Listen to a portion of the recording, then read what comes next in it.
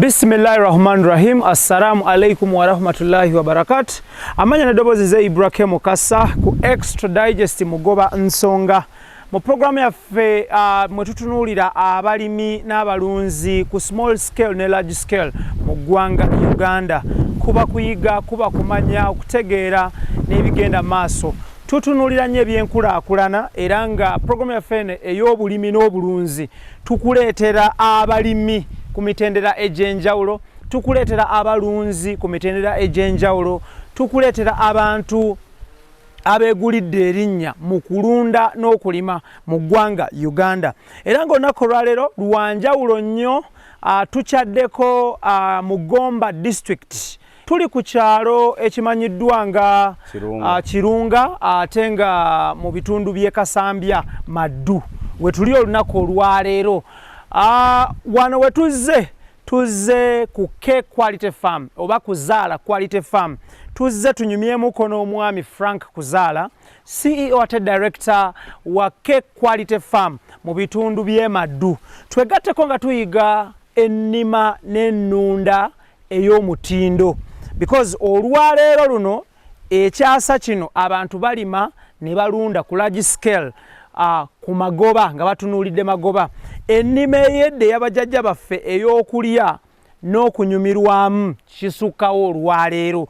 Omuntu ateekamu ng'ayagala kuggyamu. At the end of the day, agriculture kintu kyamaanyi nnyo mu ggwanga Uganda because bw'otunuulira eggwanga Uganda experiencing weather esinga okuba ey'akabi etusobozesa okusiga n'etusobozesa n'okukungula era nga tuba ne seasons ez'enjawulo wadde ng'embeera olumu etabukamukko olw'abannaffe abeegumbulidde omuze gw'okutema emiti naye nga era tukugamba nti Katonda akyali wamu naffe. The Pearl of Africa, eggwanga Uganda. Twegatteko mu mboozi yaffe olunaku olwaleero nga tukyalidde mwami Frank KUZAALA, CEO ate director wa K Quality Farm mu bitundu by'e Kasambya wano e Maddu. Kwaniriza nnyo Ibula. Amina taata. Webale kujja. Amina mukama wange. Goleke kubo. Tutuuse bulungi. Kampala agamba ki? Kampala tumulese mulungi. Fe Kampala twamuvaamu. Ne tujja wano. Omanyi ebintu bibiri. Yeah. Bw'oba oyagala ssente. Olina okubaako by'ofiirwa. Ate oba oyagala obulamu obulungi. Yeah. Olina okubaako by'ofiirwa. Kati ffe mulimu bye twafiirwa. You forego others for the better. Yes. Nsanyusa okulaba. Kale mukama wange. Katugende. Yeah. Kulage w'otuula. Yes sebo. Ekirunga. Yes sebo. Village, Kasambya Town Council. Okay. I mean Maddu Town Council, Kasambya Village. Okay. So kati usanze nakava mu nte n'ambu wayi. Empewo njiwulira. Ngira mpumulamu. Akawewo keeko. Temuli nfuufu, temuli iki, temuli birumira. Ate wala. Okay. Abantu besibye nnyo mu pollution mu kibuga. Ofunira senyiga kati ate wano senyiga ngenda gifunirawa. Toyina wogenda mujja. Enti tezitambula zinaleeta senyiga ate tezirira mu nfu. Muli mutya muli mutya. Wano wetusangibwa Bannayuganda abasinga obulimi n'obulunzi baali babutwala abantu balemiridde. Ekiri. Era nga bamanyi nti omugaso ng'amati munaye no Ibula yagenze kulima. Aba abalimi. Kusipaka bamugobye. Webale nnyo. Ebirowoozo bimugirako ekyo nti omulimu gwagaanye. Kubanga bakimanye nti farming and agriculture is for failures. Abantu abalemererwa bonna baddamu ebyo. Naye si bwe kiri.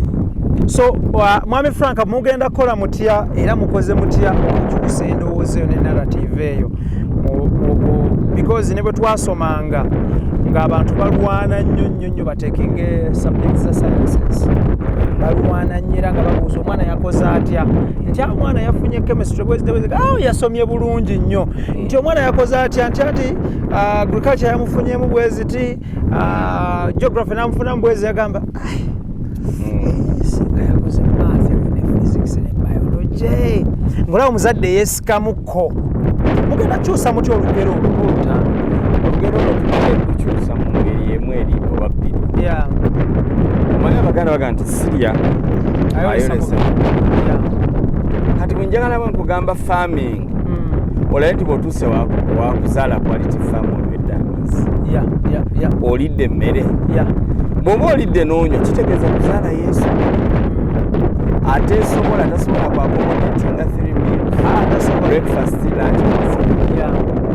kati twagala ffe nnyini tufuuke ekyokulabirako saagala nkusomese kyesitali Okay. nkugambe nti okulunda n'okulima kulungi era kuyamba ng'ate nange sikola ki si kyendi Tobikola. ebyo byavaawo so nga bwe twambuka Yes, sebo. twale we tutuula Yes, sebo. wano nno w'abagenyi bange Amina. nga mmwe n'abalala Amina. we muwummulira Yeah. njagala ofeeling home out of home ti oba toli Kampala Yeah. nakino okifiiringa mama abantu bagenda ne bagamba oba naligenzeeko ku beach nentunuulira ku mazzi n'amazzi tujja galeetawo mu bulunzi so akati Yeah. sebo nsanyusa okulaba Amina taati. akatebe kaakano jangu otuuleko wano Whoa. Neyanziza nnyo neyanzeeke. nange nsanyusa okubasanga Amina taata. Tuli ku Extra Digest mugoba nsonga tukyalidde omwami Frank Kuzaala, director ate nga CEO wa Kuzaala Quality Farm mu bitundu by'ekirunga wano Kasambya Maddu oba mu Maddu wano we tuli akadde kano tuzze tutunuulire okulima n'okulunda ku large scale, okulima okwa value addition, okulunda okulimu value addition. Omwami ono of course agenda kubanga tuyisa mu bintu bingi nnyo. Baganda baffe abali emitala w'amayanja, abali mu America, abali e Bungereza, abali e Canada, mutera nnyo okumpereza message nga muŋŋamba twagala ku balimi tuleetere ku balimi tuleete ku balimi abazze bajjumbira programu zaffe ez'enjawulo ez'obulimi n'obulunzi and ne mu moving an extra mile ne muteeka ebintu bino mu nkola. Thank you so much. Muli bangi nnyo e South Africa, muli bangi nnyo mu America, muli bangi nnyo e Bungereza, muli bangi nnyo e Canada, Australia ne mu nsi za Schengen okutwaliza wamu. So nataate olwaleero tubaleetedde omulunzi omulala agenda okubanga tuyisa mu nteekateeka mpitirivu nnyo nnyo nnyo nnyo nnyo.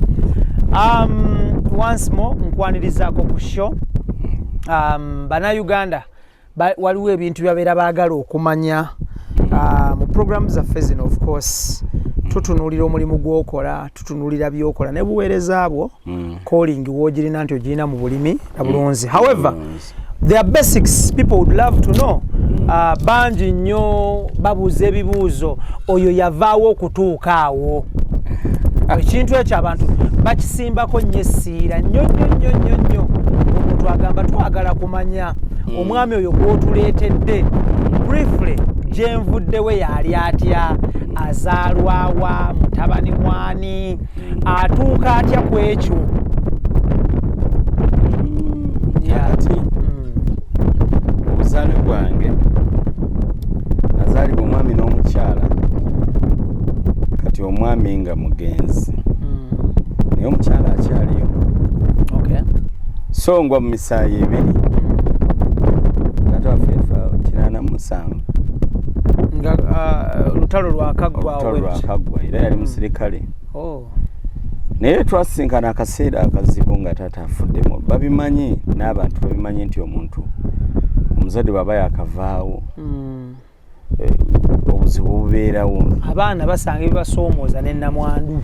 Twafuna obuzibu nga maama abonaabona naffe. In our culture balina ekintu kye baali beeteekamu nti mulamu wo olina omuganza. Kati baali baagalanga nnyo bataata baffe abataate baganze maama waffe batekinge over. Kati maama bwe yabagaana obuzibu ne bujja. Ete ne batandika ozibba, taata yaleka ente nga 3 naye nga mugenda okukeera 10 zibuze, 2 zibuze, 5 zibuze, 7 zibuze, 2 zibuze. So tebyabeera nze mwana wa asembayo abalala bonna bakazi bakulu n'abasajja bakulu, nange era ndi musajja mukulu kubanga era ne mukadde akaddiye. Naye yatusigamu embala y'omu bantu.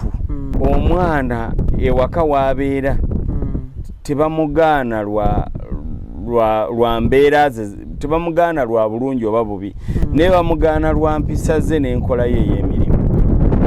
n'atuyigiriza okukola era wano woolaba nzijja nga siirinaawo famire neneeyoleza engoye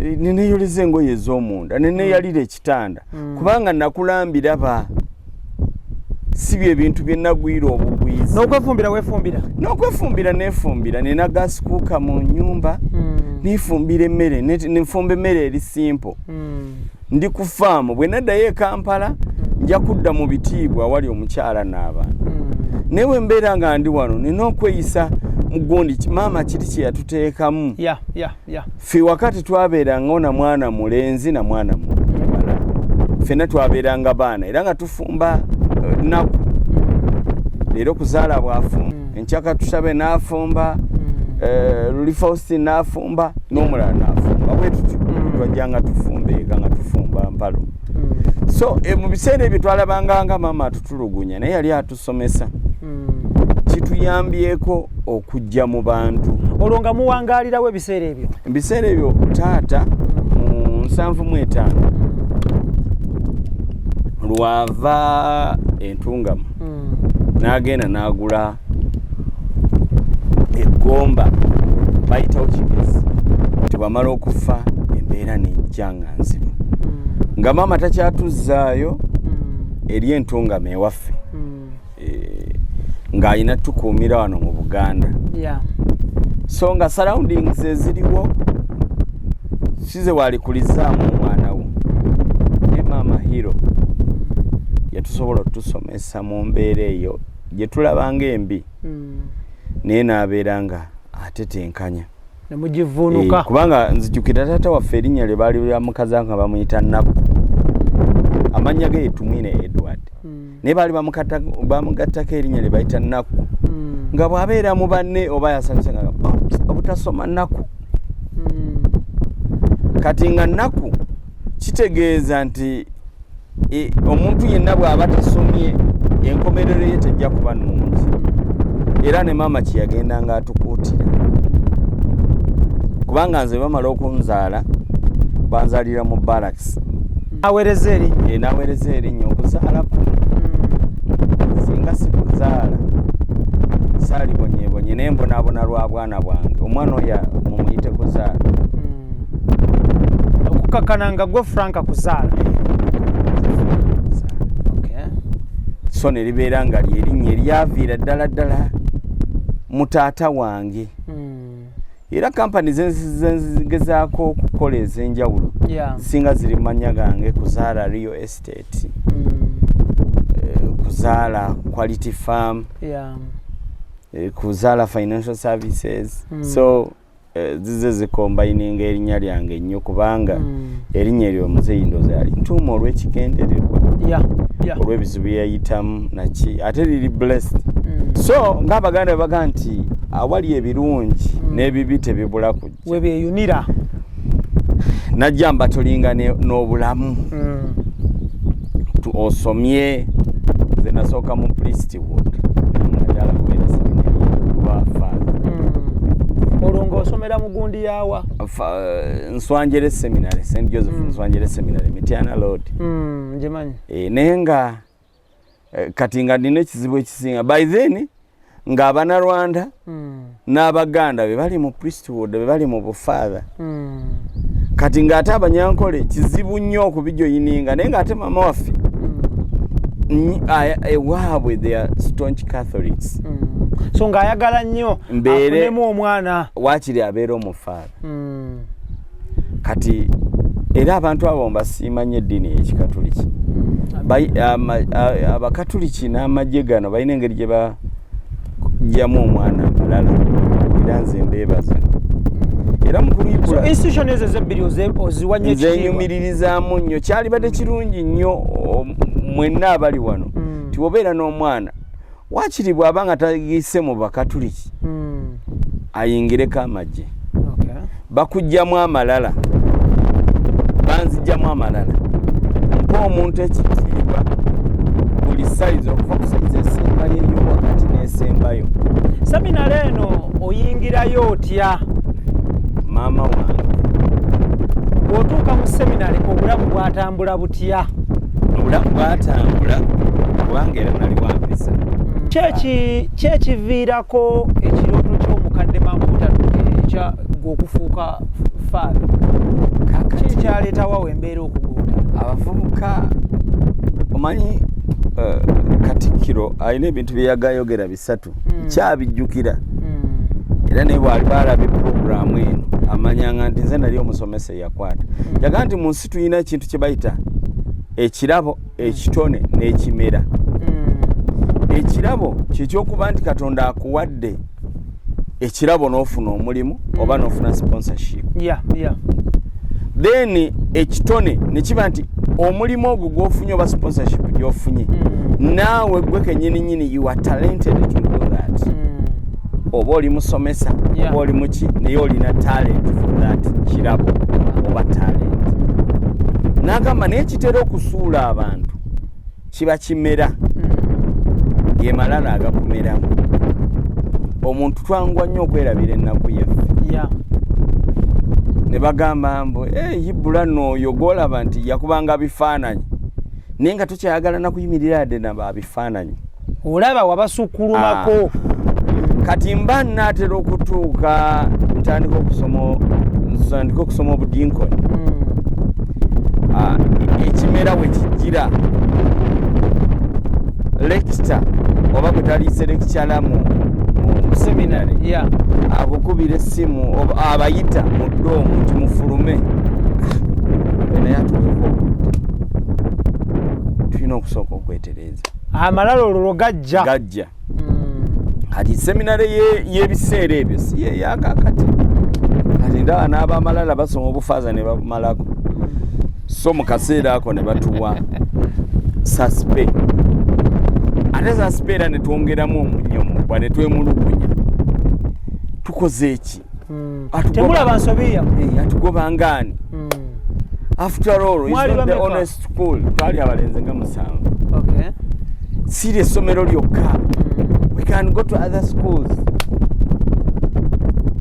era munaye yali suspe nefuuka expulsion yabakwatira ddala ku nkoona era bwe nateerera mu double cabini ya chaplain nagenda okwekanga ndi emigugu bagikubye waka omukadde wa musangawo yagenda okusoma obufaaza omukadde wa musangawo omanyi era ngamba abaana kati abaddeyo mu ssomero beewala ebigulu mwogerera mu muzindo naye baba bakugoba takisi ogituulamu bwomu ate yanguwa okutuuka ngodde ewaka naye nagenda neebuuza omukadde maama mukoze nti kazi yankuba emiggo naye mwebaza talina waataakuba naye ekyennuma yakaaba bwe yali ankuba aka mwana wange ompemukidde naga mwana wange teyali badde ggwe okomyewo ku kyalo baseke okomyewo mu basunzi kuzaala tewali badde ggwe onzise era nebaza Katonda bwe nabeera obulungi naddayo maama nenfukamira nemwetondera nemuzimbira nemukolera buli kimu nempulira nga kwegamba njagala nzigyewo amaziga ago nze sivumangako maama wange simukubanga naye lwe bampa expulsion maama wange yakaaba nnyo yagamba onzise okomyewo mu basunzi okomyewo baseke kikye sitababuulidde nga mugenda nakugamba abanyankole balina ekigambo ihali kiringa obujja wagaruka mu ihali bwe yagamba okomyewo mu bujja nanga kati nkuteekewa yagamba nemugamba maama ngenda kusaba ku university enkuba bajja kunga kubanga by then nali nsomose nga ntuuse ku senti mpaka gaba seminary major seminary. Extra Digest mugoba nsonga Ibrahim Mukasa gemanya gange tuli ne mwami Frank Kuzaala era nga tusinzidde wano mu bitundu by'ekirunga Kasambya Maddu we tuli akadde kano tumunoonyezaako but of course ali mu kusooka kutuyitirako mu mbeera gyenvuddewe ne watuusa olunaku olwaleero byayiseemu osobola okulaba omuntu mu kibuga omwo Kampala Road ng'avuga emmotoka ye oba ng'atambula oba ng'omulaba mu restaurant oba omulabye mu dduuka oba omulabye mu bbanka mu layini ng'asimbye bw'ati ne bakugamba nti oyo ye gundi n'olowooza nti kyagwa bugwi abantu bayita mu bingi okufuuka ekyo kye tubalaba ne tubeesiimisa tekibeera kya lunaku lumu. Okay, so bw'ogenda enkumba ku university okusaba ekifo baakikuwa? Baakimpa. In fact enkumba nali ng'Abaganda baga nti ow'ettulumu bamuzibe. Najja nga balaba omuntu najjako Idris Lukwago ya najja nga balaba omuntu ayina empisa omuntu olw'omusingi guli ogwa seminary results zange nzireese recommendation kubangoba tebalaga nti balaga indiscipline ne tebalaga nti navuma gundi oba nakuba gundi ne balaga empisa ensiiwuufu tebakirekaawo which ze basobola okugonjoola ne bampa courses zaali nnyingi naye nze ne nsalawo okukola human resource management so nagezangako okulaba nkomyawo nti essanyu lya maama eyali aweddemu essuubi okuddamu essuubi. So university osoma bakutikkira toyinaayo kusomooza kwonna kwe wasanga along the university bwe mmala okusoma bwenti era yibbula bw'olaba ng'omwana amaliriza okusoma ku university muyambe nali nga nsoma ku university nga mmanyi nti bwe naaba mmaliriza okusoma emirimu kugenda kuba nakusanya nakwagana bajja kumpita jangu ogenda okutuuka mu nsi ngenda okutuuka mu nsi ng'ate kye nali ndi ku university kirala eri ku university nali kirala ne kati ntandika okufeesinga real life firimu yaddala etandika ng'aba brother wange eri abeera omuyenga ku njuki we mu zooni ye bagita ya Yasiini Maalo aluddeko nnyo ate mugezi mulungi nnyo mugezi agira n'obumenyi bw'amateeka kakati brother wange mu zooni eyo mwe yasulanga antadde mu nnyumba tandise okubeera nabo nga bwe nnoonya emirimu. University omaliriza bulungi kati ofeesinga the world onoonya mulimu ku kibuga mwalinako amaka ku kibuga ng'ogyeko wa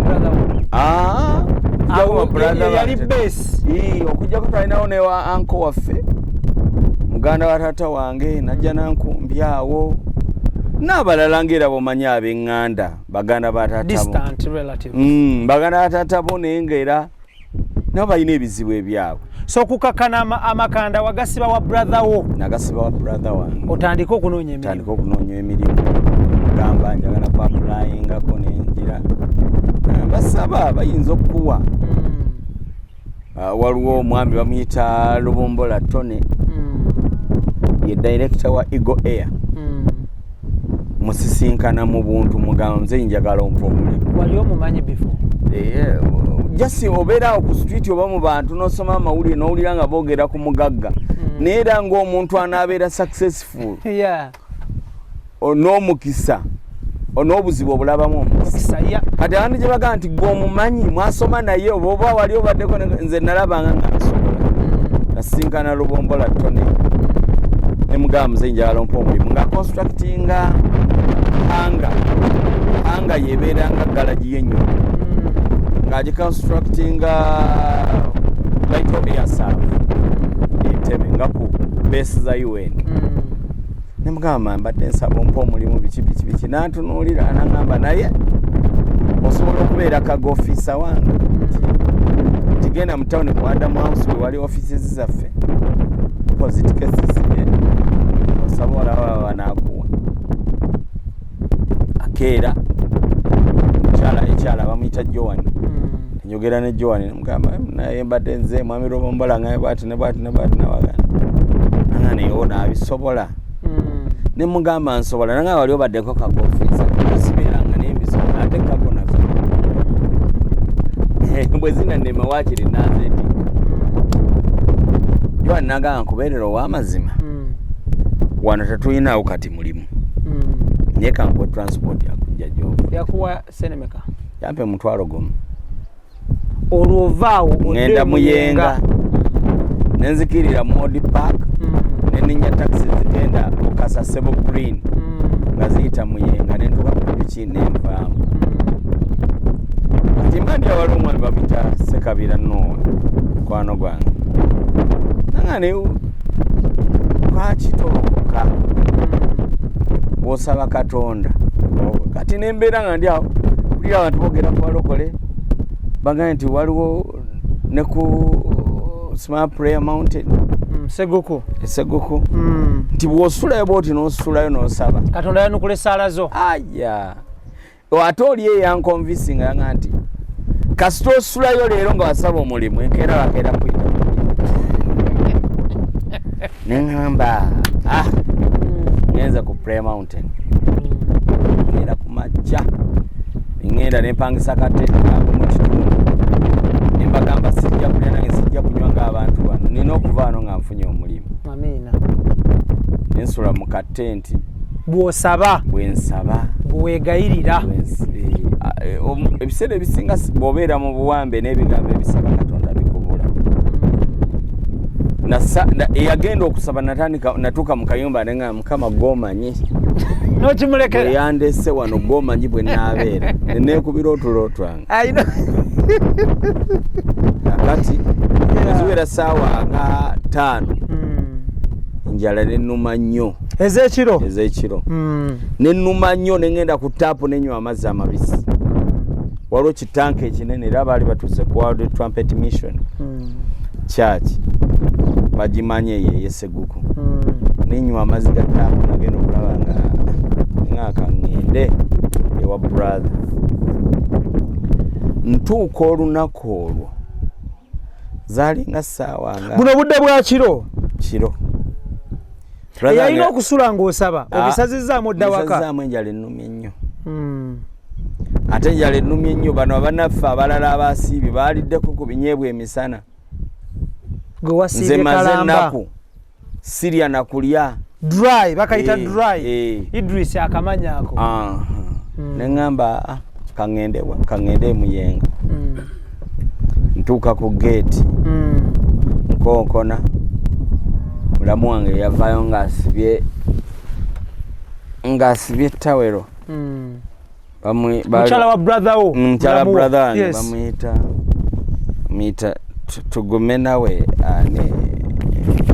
mwerabidde n'erinnya naye nzijukira tugume nawe n'asiba abakazi bwe basiba tawero bo tebali ngaffe agisibira muno waggulu w'amabeere of course olina giyisa mu kifuba waggulu yes bwe kirina okuba kakati naŋŋamba mu luzungu olukambwe ennyo excuse us Frank really at this time zaali meko zaali saa 6 ogw'ekiro ne mugamba I'm from the church naŋŋamba what type of God are you serving ne mugamba I serve a living God naŋŋamba essaawa eno okuva ku makya paka ssaawa zino mukaaga ng'ojjoloozagana amaka ga nnamwandu oba kwata ebintu by'ogende tukukooye ate twakukoowa dda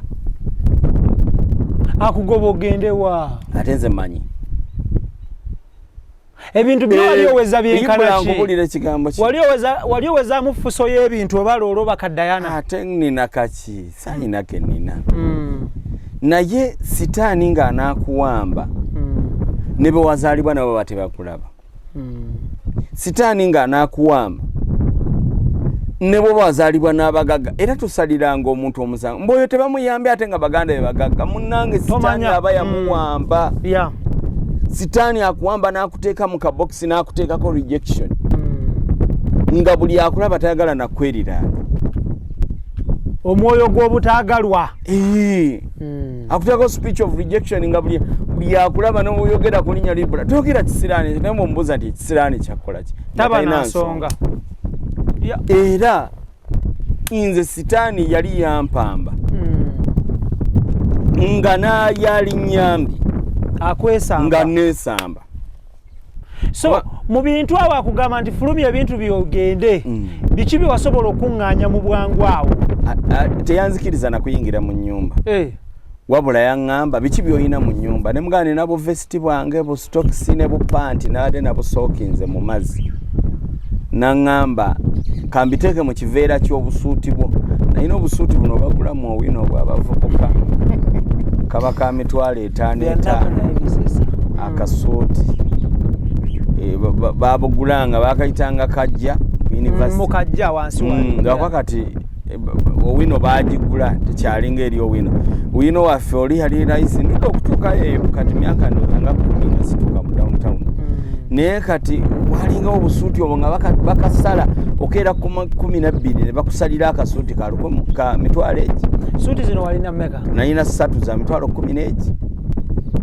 nga mbusuulamu nga ngenda okusaba emirimu nga nyambala bulungi nnyo nenyuma nga nesenzi tenayonooneka nakasaiza akalungi so akuŋŋaanya essuuti zeezo nga buli mu mazzi bwonna wali wazinyise buno bupanti ne stocks wali wabinyise n'obutambaala nga nabinyise kati n'abigatta nga bitonya amazzi n'essuuti enkalu n'azigatta mu kiveera waliwo round erikansa nga bagiyita simanya nairo dry cleaner ekansanga nga katale n'asiba mu kiveera ekya green n'akitugga bw'ati nanga twala n'ebintu byo enetika omugugu gwange ndozasanga 6 n'ekitundu naye yangoba maama omu taata omu waliwo ebyogamba mbadde ndi kwa muganda wange omulala omwereka kati mulamu wo mukyala wa brother wo akugoba olwo nga nnyinimu muganda wo brother wo yaliwa teyaliwo ewaka that is good naye nze nina ekintu maama kyeyankulizaamu nti awantu wonna wonna oba wa muganda oba wa mwannyoko oba waani oli ku bubuddamu toli wammwe kati sayagala ate kuddamu bigambo era saddamu kigambo kyonna omukyalo ne weetikka ebintu byo n'ogenda newe nentika omugugu gwange ogw'engoye nengenda ngamba yesu kimanyi omanyi gyenvudde omanyi gyetulaga bambulye kubanga singa tabadde ggwe nasuze mu kyaki oba nasuze mu kusaba ate nzize ne bangoba naye kati ŋŋenda naawe ntandikira obulamu nengenda nga neyogeza ng'omulalo era ibula olabanga abantu abeyogeza mu kkubo bambi tobasekerera ate tobatomeranga wala oba osobola okubagulira amazzi gabagulira ogabawe kubanga neetika engugu nenda mukama gwomanyi ebyange natuuka engugu nenzitowerera nentuula n'ebintu byange era bw'olaba emuyenga kkirira ku njuki road waliwo ka junction waliwo kamanyire road waliwo nekisulopinga ewa Haji Nsibambi nga ku Kironde road kati awo mwako kati junction kali awo nentuula n'omugugu kati mba ndi awo nenzijukira nti omwami emuyenga bamuyita Kato Kato yali chairman wa Muyenga akisigendayo nemunyumiza ebigambo bino nenezamu nenzitula omugugu notandikiramu nencrosinga Kironde road nenyingira Kutta road nga natera okutuuka ew'omwami bamuyita Chapaka Ruhanga Kutta road former presidential candidate nenzijukira wali omukadde bamuyita Kaseera nemugamba oyo agenda kunnyanguyira kangende ewa Kaseera nengende ewa Kaseera nemusanga namusangayo nemugamba jjajja nsaba kunsuza ekyandayo obugenda kunanjira nanansuzaako ne bukya ku makya obucha ku machana ga mulenzi yasuze wano ogenda wa kubanga twakusuza ne twagala tumanye gyo wajolaga ne mugamba mu butofu ngenda kudde mu kyale waffe ne sina bulungi transport namba kankuwa transport yakuwasene meka olwodda wantungamo njagala kudda ate gombe eri ewa maama waffe ne kati bampe emitwalo 2 nyane emitwalo 2 gino ate njikole mu transport gikole nti ngate nenjala ennuma nempita abantu bayitawo namuwongo wansi wa muyenga nengulako akatogo ka 2,000 nesigaza gumu 8 bandi ya mukwano gwange sikabira nangamba nga wetise engugu omanyi mulimu emikwano ng'olina kyoyitamu oluusi nga wagikweka naye ng'ate gyo gimanyi kati ye Ssekabira nali namukweka okumulaga nti ndi bubi nnyo ng'omulaga ebintu bitambula bulungi naye ng'ate ye bw'aba ndaba alaba nga siri bulungi kati nangamba naye eyo decision gy'okola mbi nnyo nzija kutwala ku kyaki bakusabire oliko omuzimu ogwakwambala ne decision eyo gy'okola eyo gamba mbu koddeyo mu kyalo nfu todda mu kyalo olina kusigala ku kibuga ngamba nampago naga nenguguzo leka nsuze aziteka mu lokali ningenda mu town okugenda okuchekinga walo organization yali ntinde eyo ekola ku byaba mulekwa bali bagala ekyala nengendayo ne bangamba tujja kuyita nali na sabadde ne bangamba tujja kuyita daira tebampita alinenzira yo Ssekabira ekiro ne natuuka lete okutambula okuventinda mu industry area nga ku Neptune oba emabega wa Crestfall atodde namongo sawa emu natuuka sawa ngezi nga nnyeze ekiro ngamba nebwe nadde ewono omusajja ate era naye mukonkone Ssekabira ajja kungoba ate kekalandira kensigazza kekasuwa kati okudda mu kifo ky'okudda eno ewa Ssekabira nekambiveemu leka ngende nfune wensulo oba ku street nange nebakenga banaba street kati waliwo omwami batunda akatale k'ennamongo kabeerawo every Tuesday ne ku Monday abasuubuzi bajja ne basula ab'obutale bw'emibuulo basulako mwami ne munyonyola embeera zange naga wano ku kutiya nsobola okukuteekawo n'osulawo ne bukya ku makya nenkeere wa Ssekabira ngamba ebintu ndireesi baŋŋambe bajja kumpita nangamba oke katulinde banakuyita kirungi nangulirayo n'akatogo naye ng'olwo omutwalo gwange guli mugumu 7 gugenda gukendeera naye ng'ate tewaliwo opportunities ndala gukendeera embeera yeeyongera kusajja kati mba ndi awo enkeera nenfuna akasimu omwami we bamuyita Benoni Ntambi wa Royal Giant amasomero ga Royal Giant Munta Royal College Bombo Royal Giant Mityana ya nangamba naye lwaki tojja tutambulangako ffenna nenkugulira ku mmere nga bwe tunyumya wangamba omanyi n'emmotoka n'onvugako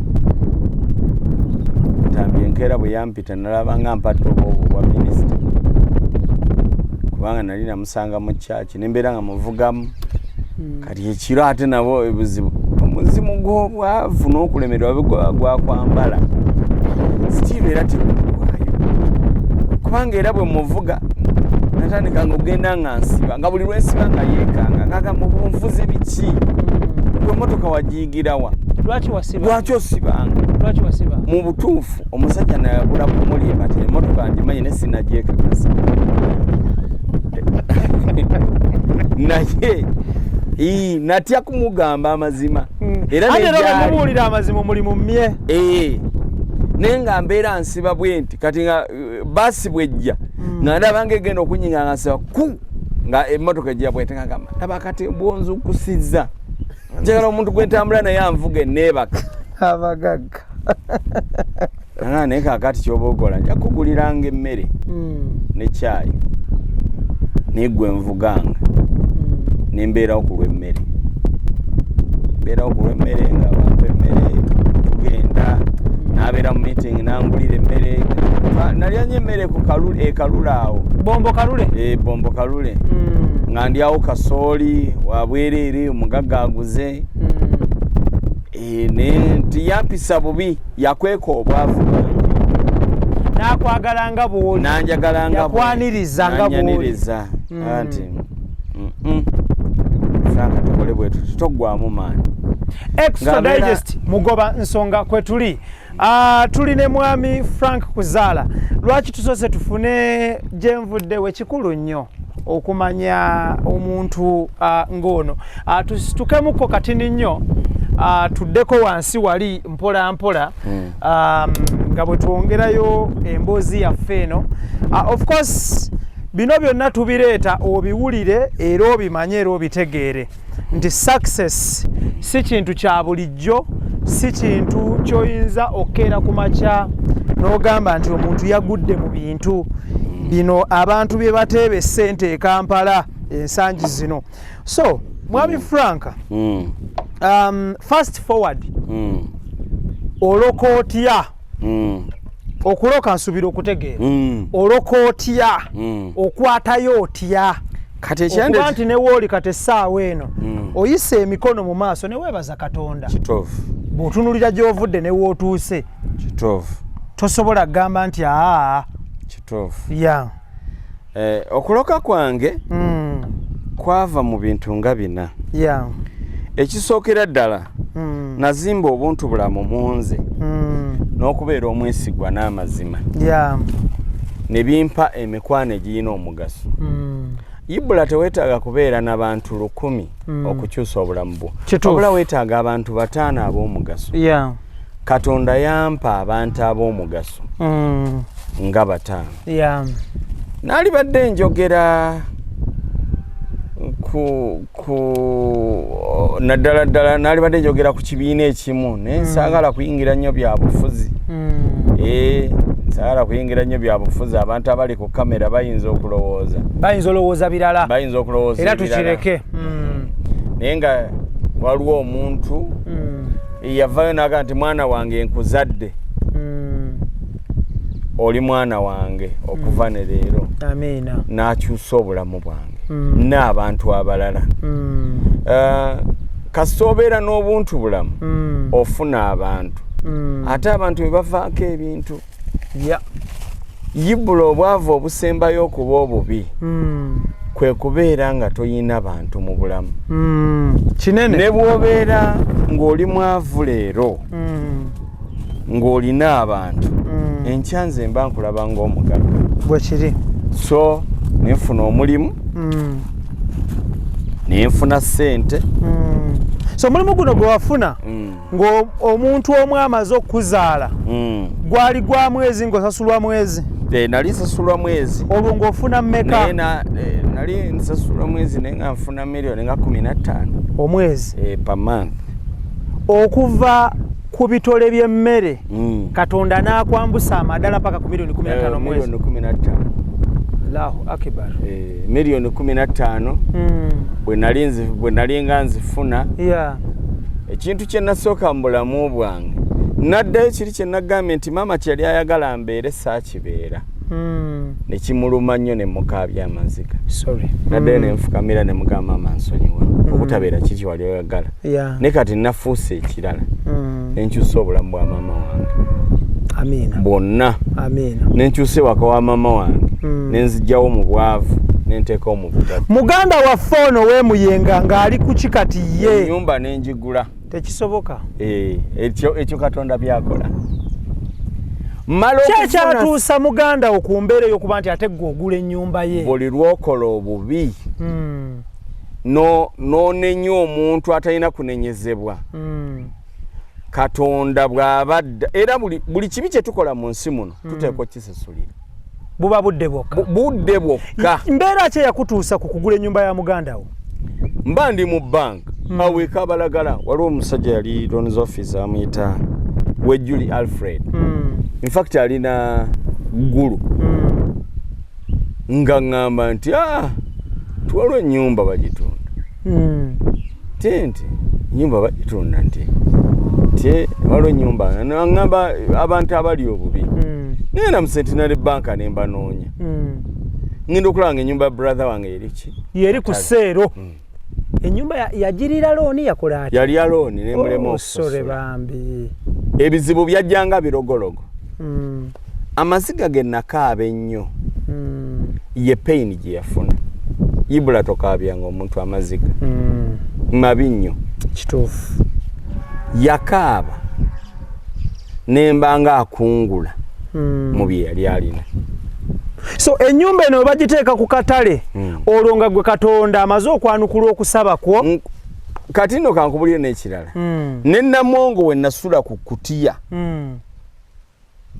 kwe nasula ku kutiya nagulawo wali abakatale we baali baali mu maaso era bw'otuuka e Namongo n'osoma Diary Center Namongo Diary Center eyo lookapu yange wasulawoko ku kikutiya. Nasulawoko ku kikutiya. Muganda wono yamanya nti ogenda kugula olimu kugula ennyumba ye tigoli mugigula n'akugamba ki? Nangamba nti munaye ensonyiwa era bibeeramu nga bwobimanyi munaye ensonyiwa bwali butamanya omukazi yatukyanga munaye obufumbo bwafa n'ebintu ne biggwawo ate Mukama nansanyusa. Muganda we yaali wakati? Simanyi ne gyali. Tekisoboka. Sijja kulimba. Extra Digest mugoba nsonga Ibrahim Kasage manya gange atuli mu bitundu bye Maddu Kasambya Kirunga. Kirunga. We tuli kati akadde kano tukyalidde omulimi ate nga mulunzi mwami Frank Kuzaala jenvuddewe amenyamukko omutima era bingi byayisemu okutuuka watuuse wano olunaku olwaleero. Kibeera kya bulyaza amaanya nnyo omuntu obutabanyonyola gy'avudde. Lessons ki ze tuyiga wano obutaggwamu ssuubi kikulu nnyo. Kikulu. Ekirala ekyokubiri n'okubeera omwesigwa n'obeera nga oyina amazima mu ggwe ekyo kimu. Ekirala ekyokubiri n'okuba nti ekitali kikyo okyawula mu bibyo. Obuvunaanyizibwa bw'omusajja tebwoyolekera mu bya bugagga by'alina wabula bweyolekera mu nkolagana ye n'abantu. Omusajja muntu mulamu ayagala ate ayagaliza. Ekyo kikulu nnyo. Ekirala then ekyalibadde ekyokubiri okubeera nga weetooloddwa abantu ab'omugaso abagattako so si abatoolako. Ibula ensi ne bwekuvuma nti okolagana ne Bujingo oba ne mukyala Bujingo leka bavume naye Bujinga akugattako nnyo ne mukyala we akugattako. Susan Makula bangattako nnyo ne mwami we omusumba bagattako tebatoolako. Omukyala Maama Fiina agattako tatoolako. Waliwo omwami ali Australia eyo naye kamukugambe bamuyita Ssaalongo Wallace Kizito Azuli naye agattako tatoolako. Kati bano abalala bemmanyi olajja kugamba Ibula omusiraamu n'akolagana n'omusamize era omusiraamu n'akolagana n'omulokole batujajize nnyo by the way munnange abo baba bakulimba bafeeriya bwe boogera.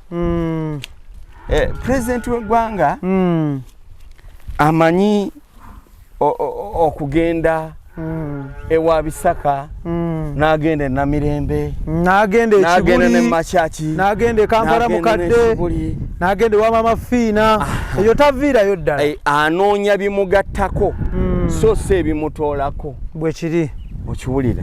Kati omuntu yenna ng'onaakulaakulana onoonya abakugatta naye bano Katikkiro yabayita bamolodokaayi nkuwe bwe babeera bali naawe nga boogera bakuteekamu ebigambo by'okulemererwa era kakati nga gwe Ibula obeera otya ne Bujingo obeera otya ne Susan obeera otya ne Mama Fina abo baki abo ba failure those people they are successful yes bakugattako tebakutoolako bwe kiri kubanga omuntu bakugamba nti nze Mama Fina nina abakozi 3 benkozesa ku ewange olina ganze Bujingo nina abakozi 3 kitegeeza ne bw'oba ofunye okulemererwa mu okuteteeganyizibwa ajja kugamba Ibula jangu tukolere wano extra digest mugoba nsonga kwe tuli wano wetuli tuli ku farm era essaawa zino ente ziba zikamwa kati kati zino zikamwa emisana era bagenda kuzigira bazireete zikamwe okay so wano wetuli njagala otusiigire ekifaananyi faamu eno idea y'okulunda n'okugiteeka mu nkola etandika etya kati idea y'okulunda bwe nfuna ssente ng'omuntu nasookera nnyo okugenda mu bizimbe okuzimba ennyumba z'abasipangisa era ekivolaba nina kuzaala real estate naye teyannyamba nti etya ng'abantu tubeera mu kwesigangana muguwa abapangisa era polisi ye Namuŋŋone yemanyi nga mbagamba nti banayo oyo aveemu kanfune omulala ne gwofunye n'akola ebyoli bye yakola eriyo omuntu emulala yaŋŋamba nti ongoba otya nga tompadde notisi nze nali sibimanyi gwe wakola ssente zo n'ozimba mayumba go kati olinaga nti ongoba otya nga tompadde notisi olina okumpa notisi ate ebeera ya 14 days nenziramu reply ngenda okufuna bwe nti naye nga akageri eka ketwakula nga tulunda nga titumanyi n'ebyobulimi neŋŋamba nedda already mbadde nnunda ente z'ennyama kati kanzire mu nte z'amata zindeetere daily income n'okusinga amayumba gabadde gandeetera okay njala tutunulire ennyumba z'abapangisa ze wali okyazirina naye wali waddegawo ekintu n'okyabandoninga ennyumba zino esookerwako yali ya sente mmeka esookerwako omwezi anti nalina ebifo ebyenjawulo yes mitwalo 3 4 5 kakadde okay kati mu bifo ebyenjawulo okay naye nga bintu byakwereega kubanga waliwo n'omupangisa omwe yaŋŋamba nti Mr. Landlord eyakuwa yeyatuma nze sirina ssente oba ontwala eruzira gw'omanyi nze sirina ssente ate sirina na kyakulya singa obadde n'omutwalo mu mpale n'ogumpa nabulidde tekisoboka yakiŋŋamba omupangisa omuwala bamuyita Pauline omupangisa yagamba atya yaŋŋamba nti Mr. Landlord eyakuwa yeyatuma bw'oba oyagala ntwale eruzira sirina yadde ssente wabula bw'oba oyinamu omutwalo mulira n'emmere nasuza enjala wakola otya nakwata emitwalo 2 n'engimu olwo ennyumba n'akola atya ate nemubembekereza nemugamba kakati maama osuubira onaavaamu dda timpaamu obudde natandika okumwegayirira ave mu nnyumba yo naye ng'omugulidde n'emmere nengula n'ettooke nemutwalira yava mu nnyumba nga wayise ebbanga ki yamalamu emyezi 2 n'agenda wawulira otya yali apanga kugenda bweru era yaŋŋamba nti ekisumuluzo kiki kino ebintu byange bagenda kujja babino n'abeewaka extra digest mugoba nsonga tuli ku kuzaala quality farm mu bitundu by'emaddu we tuli akadde kano zino ente zaki zino ente z'amata bakama bukami bakama bukami okay kakati wano nze sirunda nte z'amata nti ngenda kuzikama wabula za bakasitoma ezaala nga tebanagigula nga njikama kyekirungi ky'obulunzi. Basookereko eno okukama ndaba amata gatonnya. So ente zino ezikamwa kati neno nnyana gwe luzaalo lwayo olusoose. Eno yakazaala? Eno yakazaala omulundi ogusoose. Okay. So ente zino za mata? Mata gokka. Kino ki kye tulaba wano? Kakati ntabula omunnyo ne maize bland. Okay. Ayongerako okwongera ku nte kufuna ennyota. Okay. Muno okola maize bran n'oteekamu omunnyo. N'enteekamu omunnyo. Ente bw'ebirya efuna ennyonta n'enywa nnyo amazzi. Ate n'ekamwa nnyo. Okay, tuli ku Extra Digest Mugoba Nsonga naye nga besides this ente zino zirya ki? Muddo. Ozitwala ne zirya omuddo. Kati eno gye twaliise semi grazing. Okay. Waliwo zero grazing. Okay. Kati eno mu semi nzireeta eddakiika 3 ne zirya. Okay. Bwe mmala ne baggalawo wali. Okay. Ne zifuluma. Okay. Zirya ku makya eddakiika 3 emisana 3 n'akawungezi nga zigenda okwebaka eddakiika. Omuddo zigulira bbanga ki? Omuddo zigulira okuva ku ssaawa 12 ez'okumakya. Okay. Mpaka ssaawa 12 ez'akawungezi. Okay. Emu ziba kati okulya bino eno feed gy'ozitabulira zigirya mu budde ki? Budde ki? Eddakiika 3 very early in the morning. Okay, nga tezinafuluma? Tezinafuluma. Okay. 30 minutes. Okay. Emisana ssaawa nga 8 nezikomawo nezirya? Yes. Okay. Akawungezi 30 minutes. Nezirya. Zisulawa? Eddakiika 9. Zisula wali waggulu. Oh. Nga ku gate ey'ente. Okay. Kakati ng'oggyeko bino byenziwa nkola ne supplement. Okay. Eyongera ku mata naye nze ezange siziwa mata because siziwa supplement kubanga nina quality guni nina quality breed. Breed yange nnungi seetaaga supplement. So supplement eno eyongera ku production y'amata ogikola era omuntu ajagala ng'ayagala okugikugulako agifuna atya, agisanga wa? Kakati nteeka ku Namongo Milk Center. Okay. Nenteeka na wano ku farm n'abaana abadelivaringa kasita okuba ku simu zange. Okay. Abaana bakudelivaringira. Okay. Then nina ne vet centers zembadde ngenda nga nteekako nga mbawa. Naye kakati ebiseera ebisinga omuntu ojja kwesanga ng'abula n'obudde obugenda mu vet center olwajjaamu na biki biki. Kati nateekawo abantu mbeere nga mbakolera ka delivery. Okay. Free delivery. Okay. Kasita okuba essimu n'ogamba ndi gindi banteereko emmere. Yeah. Bw'olumala okureceivinga emmere ng'oteeka ssente ku ssimu. Okay. Toteekako ssente nga tonalaba mmere. Okay. Okay, tuli ku Extra Digest Mugoba Nsonga. Ibrahim Mukasa gemanya gange. Ekirungo kino akitabulira wano nezirya nga bw'oli mu kulaba ente eyo bw'emala okulya kizireetera okufuna ennyonta eyagala okunywa ate ne kyongera ku production y'amata. So omuntu yenna ali eyo ekirungo omwami ono kyakola ekyamata amata ekyente mulimu nekiri mu store sample. Okay. Ya tuli ku Extra Digest Mugoba Nsonga.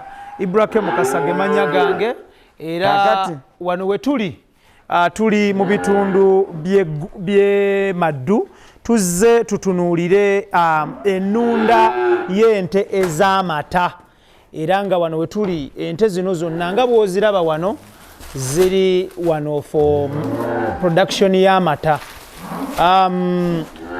Mbadde neetegereza eno eri ready okukama nti era bw'oba otunuulidde olaba n'ennywanto zikulaga nti amata gatandise n'okuba nga gatonnya.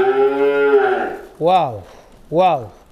Okay. Kakati yes sebo ndowooza kati eno eno yeringa milking enente. Yeah. Breed yaayo yalema weather ya wano. Yakola ki? Yalema weather ya wano.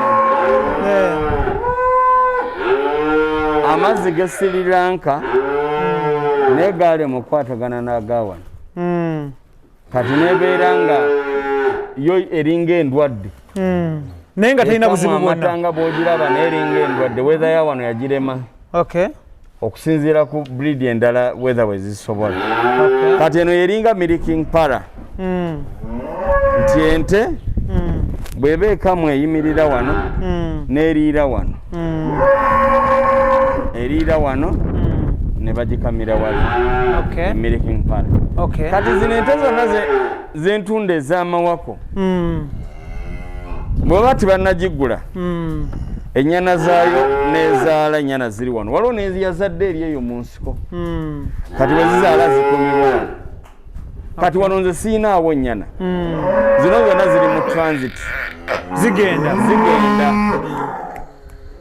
kati era bw'ojja n'osasula maama waayo ng'egenda n'akayana nze siinaawo ennyana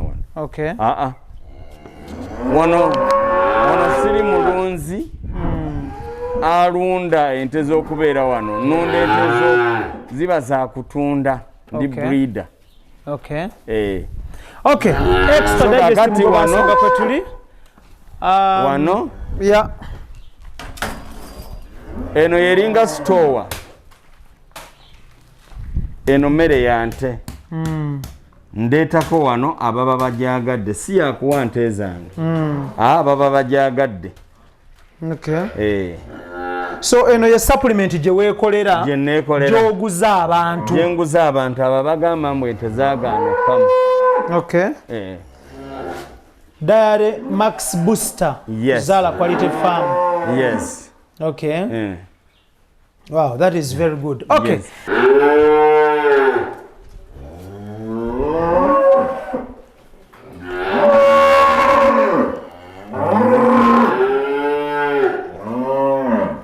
so kati nenamu ennyana ezitundibwa nga zirina amawako nga gwe mulundi gwaguzo ogusooka oba naali zibatutteko ne ziraba ennyana ezitundibwa nga zirina amawako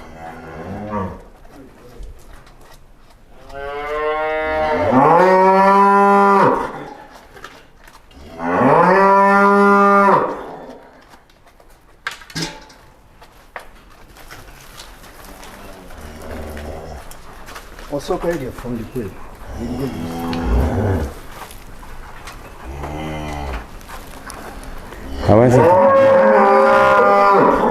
Hawanza takam. Awandi kukam. Dekaje kam. Za mwaka.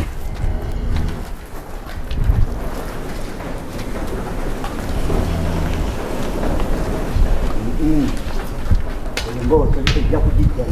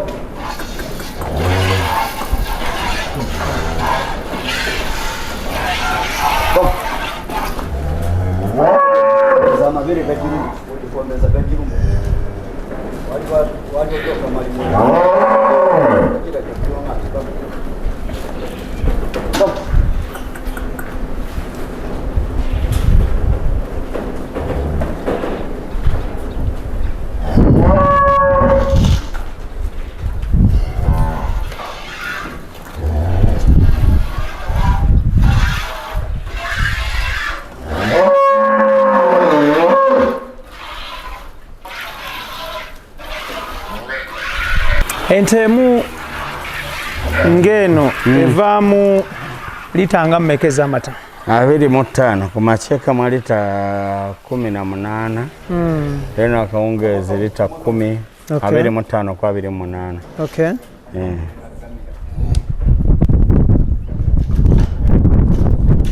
kati ffe akageri ke zitawangaalawo wano nti zibeera bakasitoma nga bazze kuzigula tetukozesa bucket feeding naye omuntu waba aguze nti mu advising okozesa kye tuyita bucket feeding yeriwo eyo bucket feeding kwe kuweera akaana mu bucket oba mu cupa mu nnywanto kati olw'okuba nti ffe oba ozze kugula nti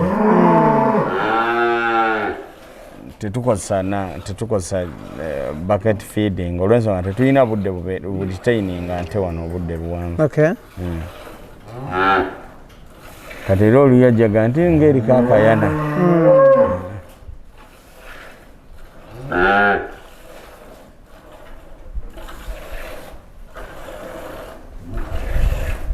ente bagikamira bbanga ki kati ng'eno kitwala how long like dakiika nga mmeka kisinziira eyinza okuba ng'eruddewo okukola kye tuyita okugaba kitegeeza ki okugaba kwe kubanga efunye obwagazi bw'okugikama eyinza okulwawo naye bw'efuna obwagazi bw'okugikama oyinza okukamira eddakiika 3 bwe bulwawo osobola n'ogikamira essaawa so kati zino ente zonna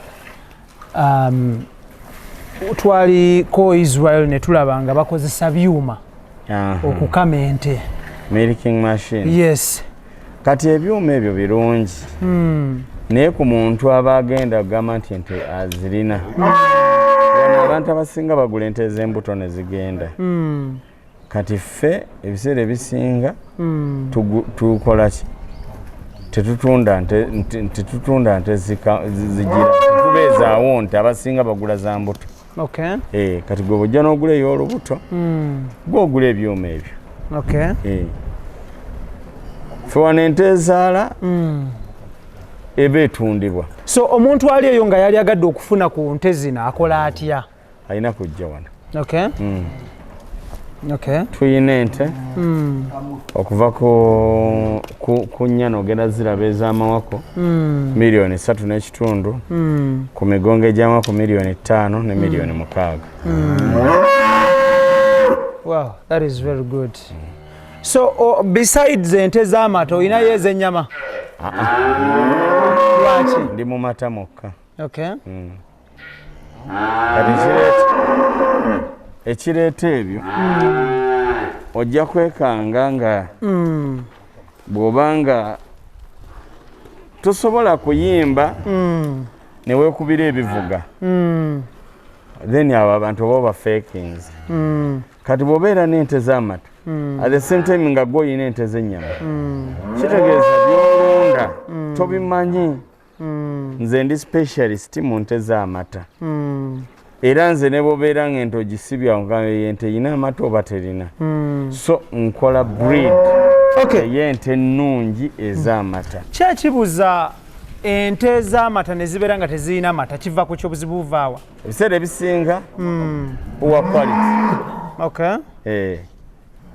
ensonga lwaki olaba nti kuzaala quality farm poor quality ey'ente ng'olina breed embi ebulwa amata ekirala ekyokubiri okukyusa emikono gy'abakama nti obadde olina omukozi ente nga zaamumanyiira ate n'omukyusa n'ofuna omulala kati ente eyo esiba amata ekyo kyakubiri ekyala kyokusatu n'ente zino bazihandolinga bazikwata mpola so si kuba nti kyente n'ogibogolera n'ogikuba gwe nolowooza nti egenda kukuwa amata tesobola kati olina okuba nga ente eyo gikwata mpola n'egaba n'ekuwa amata ekirala ekyokubiri ekibuza amata mu nte feeding oluusi ogiwa bubi emmere tuli ku Extra Digest Mugoba Nsonga Ibrahim Kasage manya gange tuli ku Kuzaala Quality Farm mu bitundu by'e Maddu we tuli akadde kano era nga tukyaliddeko omulunzi omwami Kuzaala Frank mu section eno gye tulimu ye specialization ye eri mu nte ez'amata era nga kano akadde we tutuukidde kadde ka kuzikama bw'otunuulira embeera eriwo tusanze challenges ku katale k'amata nga Uganda oba mu East Africa ne Africa obuzibu buvaawa luli n'owulira nti amata gaffe bagaganye luli n'owulira nti bagakkiriza obuzibu buvaawa bufere wano bannayuganda basinga tuli baffere kati obufere bwaffe bujja butya okama ente noyagala otonyezeemu amazzi kubanga oyagala kufuna maanyi si bwe batyo bakola olina okukuuma omutindo gw'amata gwolowooza nti oyagala kuweza kumbe wettira kati kampani buli lwebeera ng'eri genuine elastinga ronga buli lwebeera nga teri genuine ebuuminga n'emala neevaako kati abantu abasinga obuzibu balina ente zino bazikama amata ate ayagala ayongeremu amazzi bw'atuuka kiri ekyuma kasamometa kali akapima quality ne kasanga amazzi mangi ne bagalijectinga kale wagalijectinga ne gafa oyo aba takyadda ku faamu eyo kugulawo mata kati kissa omutindo gw'amata ekirala abantu baffe tayagala agula ente za breed kubanga agamba ye talina ssente kati n'agula obuto obuli loko nga kakamwalitezi atayagala ayongeremu ez'amazzi ezi asobole okuweza tageti ye kati gwe nolowooza mbu naye mulunzi ali mu mata kumba atunda mazzi naye yeekwese mu mata ente eno ekamwa paka ku myezi emeka kisinziira kati zino Frisians zisobola n'ogenda mu myezi 6 kisinziira ekikula ky'ente oba emyezi 7 oba emyezi 5 kati ate ziri endala ganzi jazi zimalayo ezaala n'okukama ekyakamu n'eyonsa ennyana ng'erina n'olubuto olulala ate ng'eriggwako ate esuubira kuzaala ate ng'ebwekyayonsa naye abantu baffe bw'obagamba mwalize ku ezo ente buli lw'omugamba ssente ng'agamba ezo ssente nnyingi ate ng'ayagala okufuna njagala tutunuulire ente zino muziwakisa mutya mazzi tukola artificial insemination mulaba ddi nti kati etuuse okuwaka ati kakati kasopimire ennyana kati olaba eno ente eno eri mu kukamwa etuuse okuwaka yadde ekyavaamu amata mangi obala myezi emeka nti kati tuginsaminatinge kasoogikamako emyezi 5 oba oggyemu kyoyagala sigadde oba oteekamu ka artificial okikolako wano ekyokuinsaminating ente Yes, sebo. Singa omuntu aba yagadde service strictly ogikolako? Yes, sebo. Extra digest mugoba nsonga kwe tuli omwami ono of course abaagala okugula ente ez'amata azitunda abaagala service ya artificial insemination nayo agikolako era nammwe abaagala booster eyamba ente okufuna amata era nayo aina booster yagitunda abajagala ku kamukamu n'abaagala mu bungi aina gundi eyo booster eyo gye bayise diary max booster ng'ekolebwa bakuzaala quality farm wano emaddu so bw'obeera eyo nga gw'oyagala kimu kya nteeyo kuginsaminatinga that service is available ogenda kuba ku namba z'essimu eziri wansi awo osobole okubanga ofuna okuyambibwa naawe ayagala okugula ente emu oba ennyingi ez'amata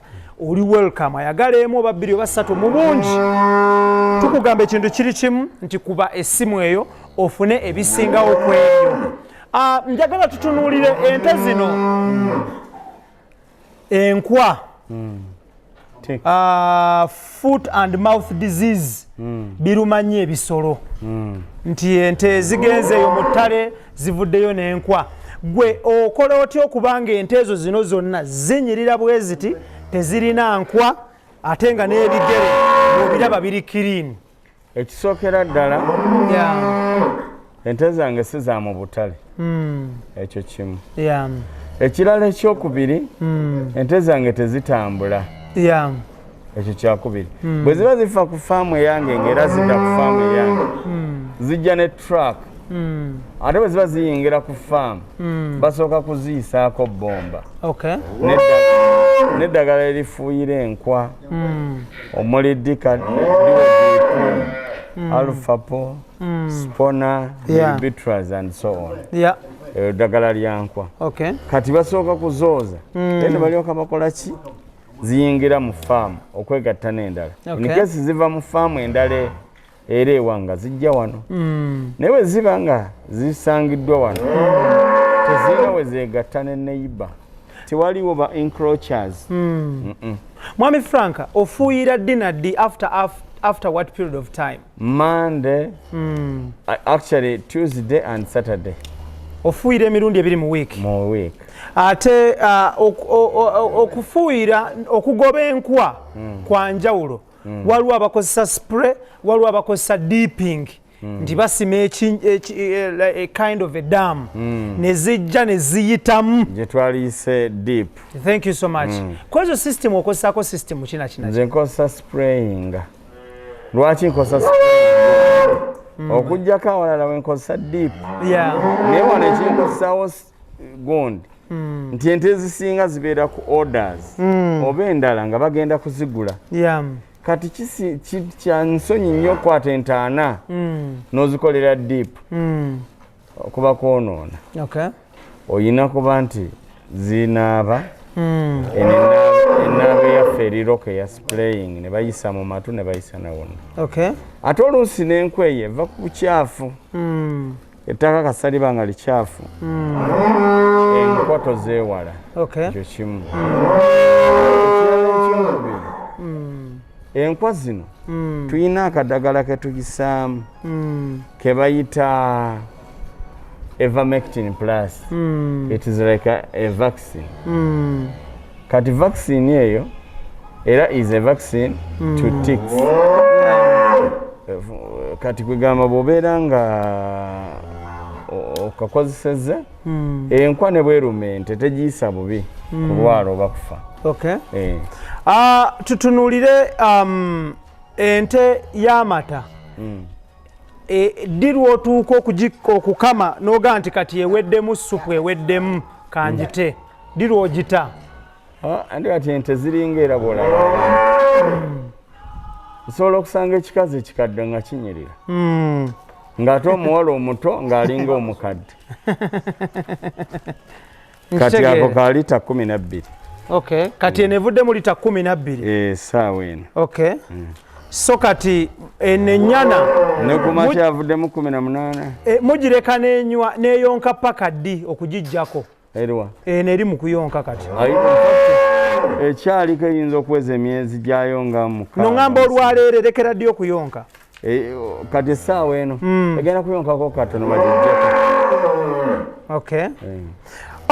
Extra Digest mugoba nsonga kwe tuli. Lwaki tukuleese eno waliwo agamba nti nze njagala kulunda nte z'amata gokka. So tukuleese ofune experience etambula etya era kibeera kitya. Of course ng'ovudde ku kuyiga naawe ayagala okugula oli welcome. Jangu ente zino bazitunda. Ogula ente then bagikutuusize wonna w'owangaalira. Ebisingawo ku ebyo abajja kusomesa enkwata yaayo handling na butya bw'oyinza okugirabirira okusobola okugijjamu ekyo ky'oyagala. Ndagala tutunuulire bw'otunuulira ente zino ez'amata. Of course abantu bangi nnyo buli omu alina endowooza n'endaba ye ey'ebintu. Oli akugamba nti ente we nagigulira yali ereeta amata mangi gaasala.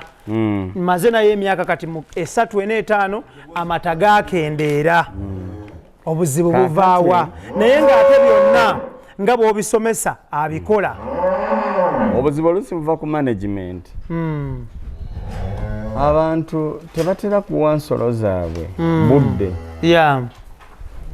Muntu omusanga ng'alina faamu alina ente naye n'omubuuza wakoma ddi okulaba ku nsolo zo naga naliyo mwezi nga gumu emabega then awo obuye bulunzi bireke kubanga ente zino zeetaaga monitoring, closely monitoring. Eno nga teyagala bagiyonke egundi amabeere ga maama waayo gayina gonde waliwo kuba nti ente bweba eyina amata mangi gatuuka ekiseera negapika ente neyereega ebbere erumwa kati bwe lyereega kiringa gwe boonabeera ng'olina enkalamata oyatika ku mumwa n'oleeta otusaayi ndabyeko obulinga budentidenti kati budentidenti kuba nti ekibere kyereeze nnyo neefunamu olwatika ate n'ekirala oyo muwala omwana omukazi mu lulundi ogusooka okuzaala omwana atera okufuna ennyonyoogeze ng'omwana amuyonga kati gwe mwana ogusooka ennyana yabbanga kyeno erwa eri mu kuyonga kanakayeri mu kuyonga kanaku ssatu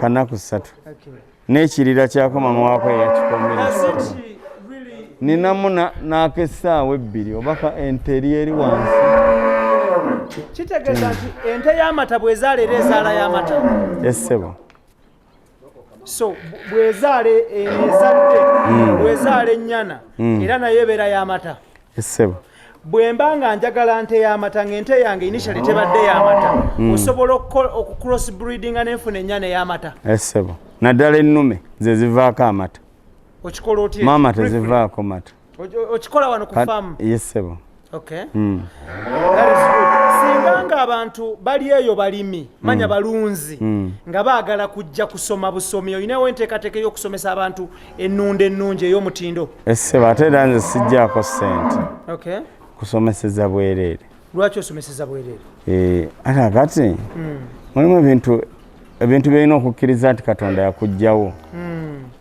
kati okkirizangako nti katonda naawe abanga alina kyeyakukolera mu bulamu okikolera abalala abantu katonda atufuula ab'omugaso tusobole okugasa abalala kati embeera nga ndi wa mugaso abalala bagenda kunneenyumirizaamu batya kati bw'oba ozze wano ku faamu saagalanga ate munaaye okuyingira faamu $5,000 oba $2,000 nedda gwe jangu nkusomese ku bwereere ogule oba togenda gula leero ng'oligula olulala naye ng'edende ng'omanyi okusinga ate okugenda nga tomanyi okay extra digest mugoba nsonga kwe tuli akadde kano leero show yaffe tutunuulidde ente z'amata we tuli olunaku olwaleero era nga case study yaffe tugikoze ne kuzaala quality farm mu bitundu by'emaddu wano betusazeewo tukole nabo tusobole okuba nga tukuleetera ekintu ekyo nga bw'okyetaaga. Of course omuntu ali eyo yenna ayagala okuinvestinga mu kulima manya mu kulunda lwaki tukuleetera shop eziti osobole okuba nga opickinga leaf. Bannayuganda abali emitala w'amayanja ne bannayuganda abawangalira e Uganda olwaleero luno bangi mwagadde nnyo okuyingira mu bulunzi era nga obulunzi buno bwe mwagadde okuyingira obwo obwa value addition. So tukuleetedde show yaffe nga tutunuulira ente ez'amata era nga ente zino basically wano we ziri mu lugendo zigenda zitundibwa zigende zitundibwa zigende.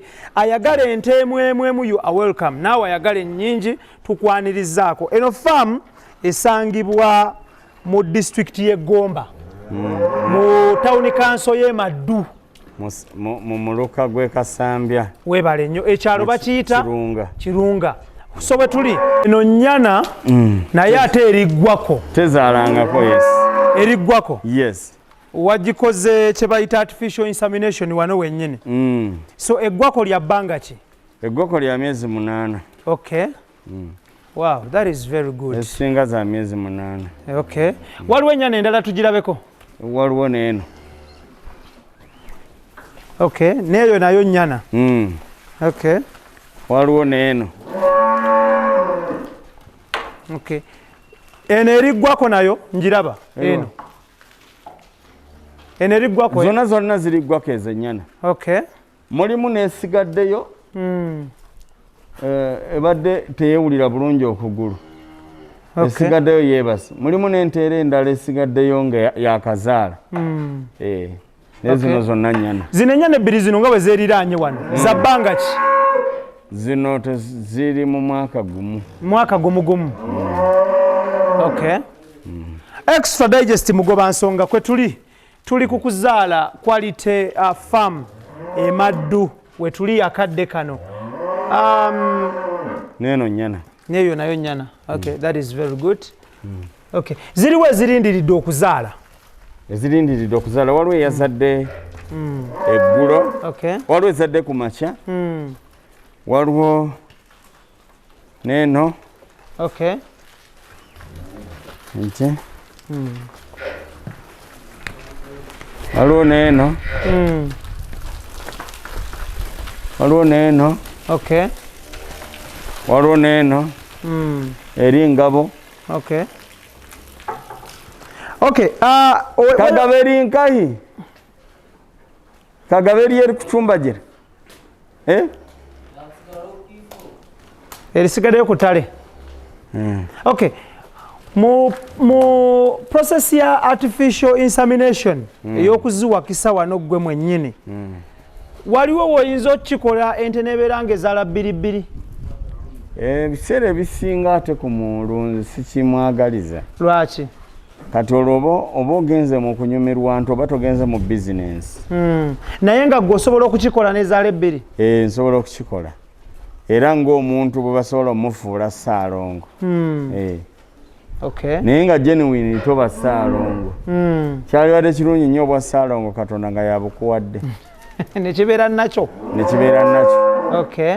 Naye bw'ogulirira ne bakuteekamu abaana ababiri kuba kati wano amalwaliro tugalina agakola artificial insemination. Naye obanga aguze omwana ow'okubiri. Ate ku mulunzi kyo tekyetaagisizaako ddala. Kubanga aba yagenda mu bizinensi kukola ssente. Ate bw'addamu ebyo nti ate nte yazadde abaana babiri. Kitegeeza omwana banaaba anywa lita 4 n'omulala n'anywa lita 4 olwo obeera mu bizinensi obanga akolerera egundi. So bw'obanga olunda for prestige, it is good. Okay. But bw'oba olunda for commercial purpose, ndaba ng'omwana omu yasinga. Ente zino bwe zizaala ennume muzikola mutya? Tutera okuzitunda ku bantu naddala ento kati mulimu wano etannatundibwa. Waliwo ennume eyo gye ndaba? Abajja abamu tebagisiima nesigalawo. Rigimu negiyitako naye nga zinnewaayo zaagenda. Okay. So kati eyo ennume yeeba ekkirizibwa okuwakisa oba eba egenda ku mu byannyama? Eriwa? Eyo ennume eba yo mugikola mutya kuwakisa esigalawo newakisa oba? Kati olulyo lw'eyo ennume terukola bulungi mata. Tosobola giteeka mu nte. Lwaki?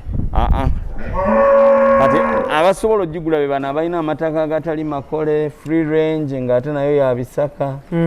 Kwegamba close etali piwa esobola okugira. Percentage yayo tesobola kuvaamu mata mangi. Eno? Nnyo. Okay. Naye tulina percentage ezivaamu amata amangi agali mu mawako g'ezente. Okay. Omuli Kenyan Jersey, Australian Jersey, South African Jersey, ne Michigan Jersey.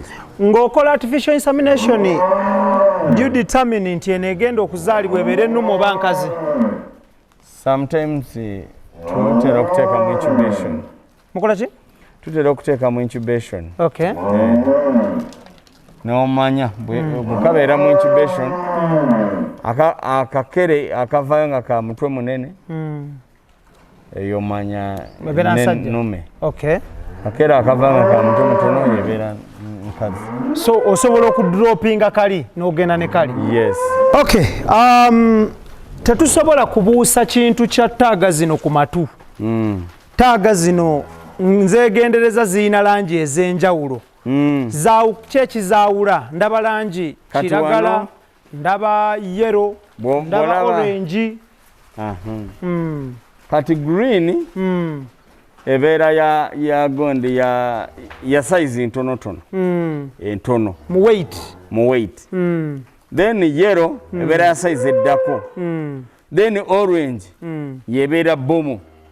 lwaki ozaawula mu weight weetegekera ki? Anti ensonga esookera ddala mu bbeeyi ziba tezenkana olunsi ne mu mata nga waliwo esinza ginnawaayo lita ate bankubidde siriiwo waliwo omuntu aze ku faamu okugula ente kati nze manager waŋŋamba nti yalonze mu green kinyanguyira bwaŋŋamba nti yalonze mu yero nyangu okutrakinga ki bwaŋŋamba nti yalonze mu orange era mba mmanya ate n'ekirala tags ezo zituyambako okutrakinga ente y'omuntu gy'aba aguze kubanga kati gwe bw'ogula ente bw'omala ogisiima nga tusoma tag number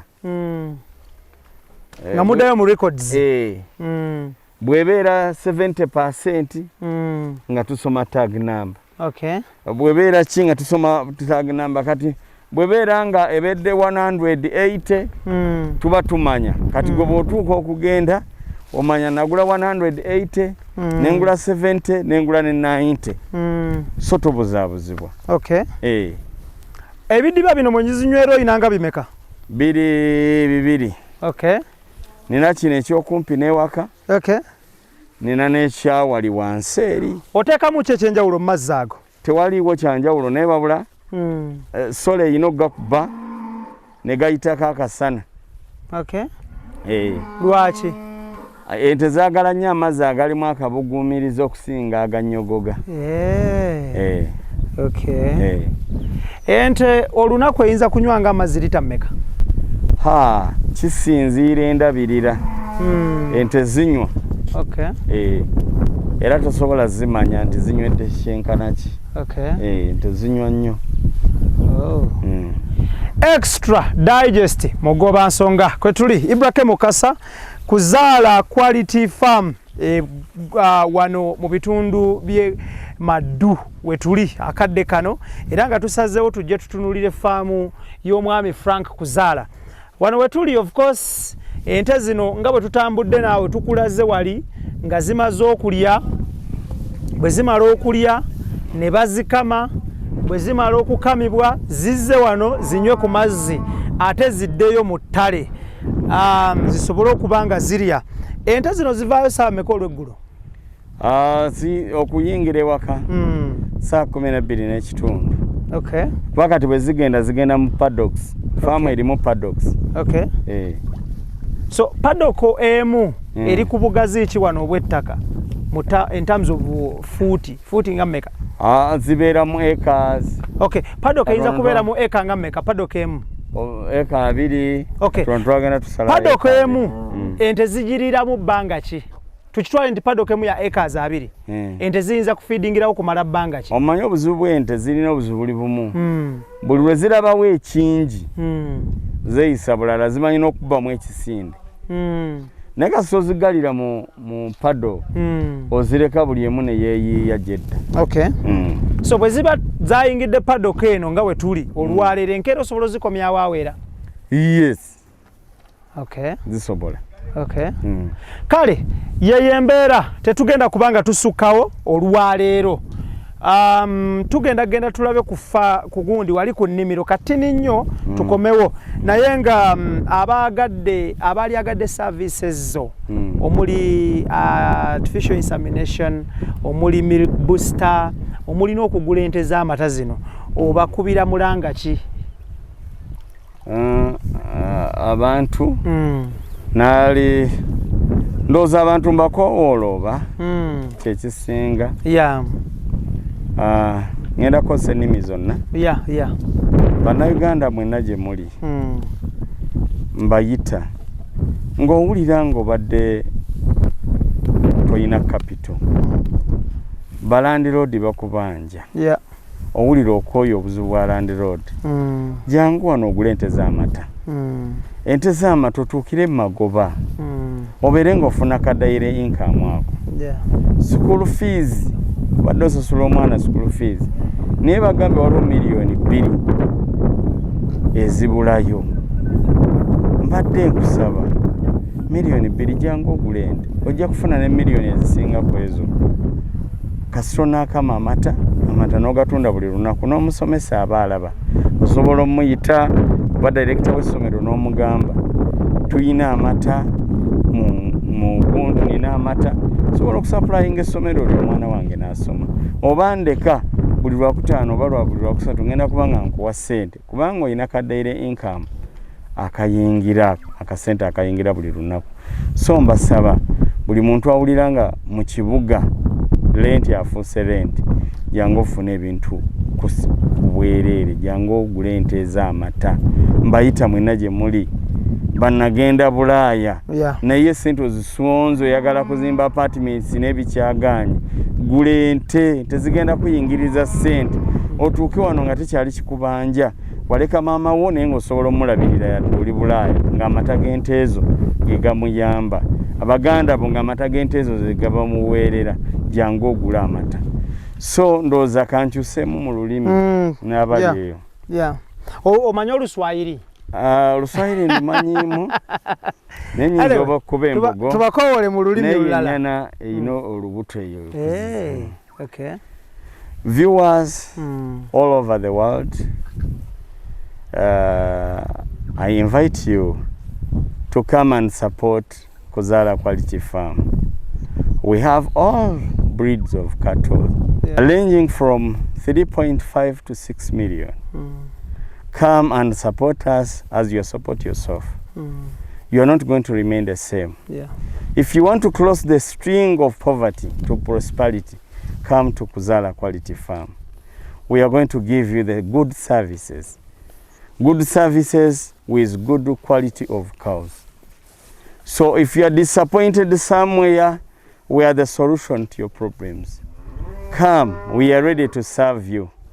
We are ready to give you the good quality of cows. Don't be there and complain that farming is for failures, agriculture is for failures. No, that is wrong mentality. That is wrong decision you are trying to take. Come to Kuzaala Quality Farm. We are going to change your mindset. We are going to teach you how to feed your animal, how you can benefit from your animal. I love you all. Thank you. The viewers, wherever you are, people from America, people from Germany, from Europe, from England, everywhere, Uganda, here. I love you all. Come to Kuzaala Quality Farm and buy cattle, buy cows. Thank you. Na abantu mwena abakumpurikiza abakabare Rukunjiri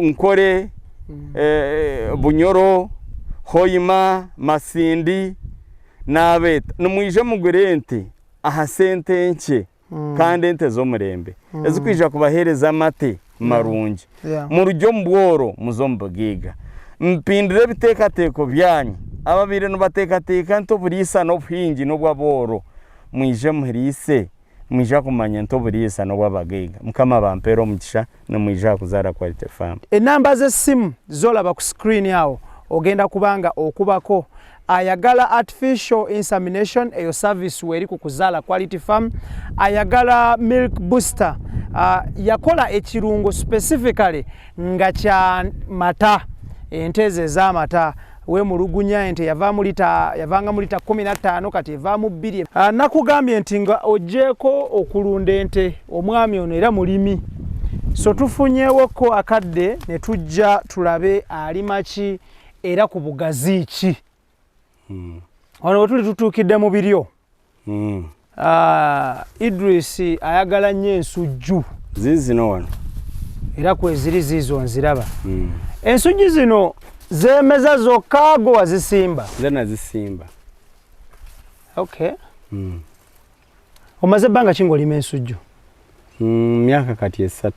Okay. Watandika otya okulima ensujju zino? Ensujju bino ebiswa byolaba nabisangamu wano mu lusuku. Naye ne ngamba sijja bikuba na tractor. Kambiteekeko ensujju just ebiryo. Olutu yasooka ne sitakungula bulungi. nafuna ensujju ezaalibwa abantu abange n'emikwano gyange. Okay. Luutu ey'okubiri n'enkungulamu fuso 2. Okay. Luutu ey'okusatu n'enkungulamu fuso zaali 3 n'ekitundu. Kati ndi ku luutu yakuna. Buli biswa buli kyolaba kiriko ensujju n'eri waggulu. Ensigo evaamu zino fuso 2 3 ezoogerwako. Wagula yenkana ki? Nagula ka pakiti ka mutwalo. Wakagulawa? Maddu mubatunda eddagala mubatunda eddagala ery'ebirime. So wagula ka pakiti kamu? Ka mutwalo gumu. Ka mutwalo gumu. Wakakungula emirundi emeka? Emirundi 3. Olukungula olusembyeyo amakungula agasembyeyo wajjemu fuso meka mu biryo bino? 3 n'ekitundu. Fuso 3 n'ekitundu. Buli nsujju amwe gula sene meka? Nsujju waliwo ey'enkumi 4, waliwo ey'enkumi 3. Andi ne kati tezimenya. Ne bwe banga ensujju ogitunze 1000. Ate oteekamu ki? Oteekamu mu kusimba. Ate olina ky'oddaabiriza nti nga watermelon. Okay. Ino nature zizino wano. So okuva le wasimba tozizangako mukono? Bagamba bugambe mu kitalize tekitambula nnyo. Lwaki kiba tekitambula nnyo? Kati buli lwe kitambula ennyo ne kitambula kisobola okuba nga tokyalimirako mmere endala. Nga kyefugawo. Kyefuzizzeewo. Okay. So enkumbi terimba. Enkumbi terimba. Omutwalo gumu gwakavaamu effusa ezisoba mu 5. Kati abantu ogenda n'obasanga ketulwaki mbeera n'abakozi ewaka era ogenda kubaliisa ki? Ng'omutwalo gumu gusobola okuliisa abakozi n'ogamba obuliddwa kyoliisa. Ensujju zino zitunda wa? Ensujju zino ezisooka nazigaba, ez'okubiri ne bajja ne bazigula, manager yazitunda. Najja mu ssente ne mugamba kati ssente genda ogula eddagala ly'ente. Saabuuza nnyo. Naye nga lwaki naalyagadde buli kyolaba ekikolebwa ku faamu yongerako osobola okuba nti okendeeza ensaasaanya obeere ng'oyingiza nnyo okusinga bw'ofulumya. Era n'emmere eno gy'olaba yonna bino ebitooke si byange era nsiyita bakasitoma kujja kugula bitooke. Nze kino mbayigiriza buyigiriza baali badde balima ne bateekawo emmere esobola okusastaininga. Amatooke gano gali ku bugazi ki? Zino ziri yiikanya. Yiikanya? Ez'olusuku. Ez'olusuku. Amatooke agava muno ogateeka wa? Mpaako mikwano gyange, ntundako, ndyako. Nina goba bwavu bwa mmere waka kubanga obwavu obusookera ddala kubulwa mmere waka. Kubula kyakulya. Extra digest mugoba nsonga era mbadde mpisa ayisa amaaso ne nnengeramu ne muwogo. Ne bwe tuyimiridde wano nengerawo muwogo. Kati nze golaba ndi muli nnyo wa muwogo. Okay. Eno ye mmere yange gye nsinga okwettanira. Era emmere ewange kasitebulako akawogo bampulira bubi. Okay. Ndi muntu agala ennyo muwogo. Okay. Sobola omuliira ku makya ku kyayi ng'omugaati. Sobola n'omulya ekyemisana ate simukoowa ate talina kyankola. That is good. So kati mu mmere eno nteekamuko ebikolo byange ebya muwogo. Byenfumba ewange n'abakozi kwe bali. So kuno ku nnimiro kuliko ebitooke, kuliko ensujju, kuliko ne muwogo, eriyo ekirala? Kuliko ne gundi n'emmere y'ente. Spanapia. Okay.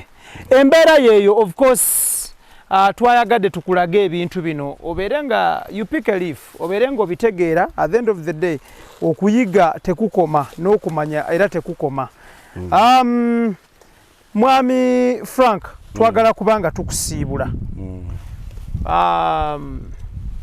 Abavubuka abali mu Uganda n'abavubuka abali mu diaspora abakyalina amaanyi agakola basibirira ntanda ki nga n'obusobozi obukola babulina nga n'ebyokukola babirina then n'oyo anoonya ekyokukola omusibirira ntanda ki nga talina kyakola kati mukyala wato bamusajja wato kukyusa ekisookera ddala kwe kukyusa mindset. N'oterowooza nti gwe bw'olowooza bwe walikoze. Funa ebikuchallenginga mu bulamu. Buli obulamu bubeerako challenging bugira. Ebulaayi eyo tebagikozesa yokka nga abaagenda okunoonya ssente ne bagikozesa nga abaagenda era okusoomoozebwa. Nti bano bannaffe bakyeruppe ebintu babikoze batya. bakoppe kiwakopayo jjo kireete wano nze ennyonyi njirinya ninya nnyonyi ya nsonga sirinya nnyonyi yagenda kwebaza bannaffe bali kye bakola naye ŋŋenda ninya ennyonyi nga ya nsonga kugifunamu so ne bannaffe abagenze ebweru mu nsi ez'enjawulo bakoppe ate be bakoppe babireete wano bwe guli ate n'abo abalowooza okugenda ebweru okugenda ebweru si ye solution y'ebizibu byo ekyo abantu bakikwata bubi wabula gwe kennyini gwe kizibu nga tonnanenya bizibu ti bwe naagenda ebweru kuba ibula waba bw'otunuulira Kampala City Center oba n'Embalala oba ne Masaka Mukono ne Fort Portal Zimbale Zimbale bannannyini bizimbe eby'omu kibuga wakati tebali Bulaaya bali wano kati gwe walowooza nti ssente ziri Bulaaya nedda na wano weeziri naye omutwe gwo gwe gukuzitoowereddwa gutya genda notunuulira omwana n'agamba mbadde nina poloti yange nabbingo ngitunze ngenda ziwa kampani entwala ebweru n'agitunda $2.25 ate n'agenda agula akolere poloti n'akola emyaka gye gyonna emyaka 12 ng'omuwala bamutulugunya nadda n'abuuza nti kati Ibula eyo gye mwali eggomba siyinza kufunayo kataka ka $5,000,000 so eyali enabbingo ate yeerekeddeyo ggomba mu kilomita 12 kitegeeza kyeteba promotion ebeera demotion so you may think you are working yet you are laboring byanjawulo otegane abantu bali mu nsi nga bategana buteganyi ye ng'alowooza akola extra digest mugoba nsonga abali ku mirimu olina obubaka bw'obawa abali ku mirimu ng'olwedde bakola abali ku mirimu ng'olwedde bakola mukole nga muyina vision. That is very good. Beera ne gy'olaga beera focus. Thank you. Beera nkongo manyi nti bwe mala kino nzira ku kino bwe maliriza kino nzira ku kino so todda bweru kunyumirwa ogambe nti omusajja akola ebbaala nnungi tujja genda mutuzine nga wano bwemugenda mu angeno ne mu gavuna mumanye nti eri mwagenda kukyusa bulamu jja wano okyuse abalala so ate n'ekirala bw'ofuna akasente kale tugule ente y'amata enti y'amata ekukolera akasente akasobola okuba nga enkya kaweerera omwana teeka sente woolaba Mwami Frank akataleke kanga tuva wano how do you spend your day? Like other usual days, of course. That one is a very complicated question. Why? Because most of the time njagala nnyo okulaba nga buli kyenkola nkimonitaringa nkola supervision ndi muntu hands on. Yes. Kati nyinza okugamba nti bwe mala bwenti kati ne bemba nyambuse kati bwe tunava mu nimero ne nyambuke waka ni ate ne mpulirayo entenge ekaba yetawula njagala nzikirire nve mu nyumba manye kye kikabye ente so kye kimu ku baana bange ku bintu byange abaana bo benyigira mu bintu bina at what percentage? Bayina okusooka okwera ddala okwagala byenkola kubaka kati bino byendimu oba ntunda nte sizitunda nti enkye kigenda kukoma njagala akati bwe nkawummuza nabo bakongera batandikira ate simanyi sina lunaku Katonda ddi lwagenda kumpita ayinza n'okumpita leero akadde konna naye njagala abaana abo babeere nga bakimanyi nti in case tata Katonda amuyise tutandikira wano naffe ne tukola byabadde akola. Extra digest mugoba nsonga Ibrahim Kasagemanya tetugenda kuba tusuka olunaku lwaleero. Special thanks to Mwami Frank Kuzaala, CEO Director Kuzaala Quality Farm, that is Madu. Wetusinzidde olunaku lwaleero. Njakobaza Idris Lukwago, Daniel Mugoya, Keith Kanabireto ne Sennabulya. Mwebale nnyo mwebale eddala. Nkubiriza bannayuganda abayina obusobozi n'obwetaavu mujje mugule ente z'amata wano ku Kuzaala Quality Farm kube namba z'essimu ezo for more information. Ali mu diaspora, ali e Kampala, ali e Uganda, yonna gy'owangalira kuba enamba z'essimu ezo otandikiraawo. Buli kimu kijja kubanga kitambula bulungi nnyo. Tuleeta programs zino okugattako. Gwe ali eyo ng'okola ssente zo ng'onoonya w'oteeka ssente yo. Mu butuufu wano wantu wakulu nnyo. Okulima n'okulunda tebirimba. It's high time tukyenyigiremu. Va mu bino muzungu yasudde golodi, va mu bino kolokolo, va mu bino n'ebigwa mu kkowe eryo. Doyi muveemu, teeka ssente w'olaba. Ibrahim Kasage manya tugenda kubanga tusukawo. Assalamu alaikum wa rahmatullahi wa barakatuh. Mubeere bulungi, mweraba.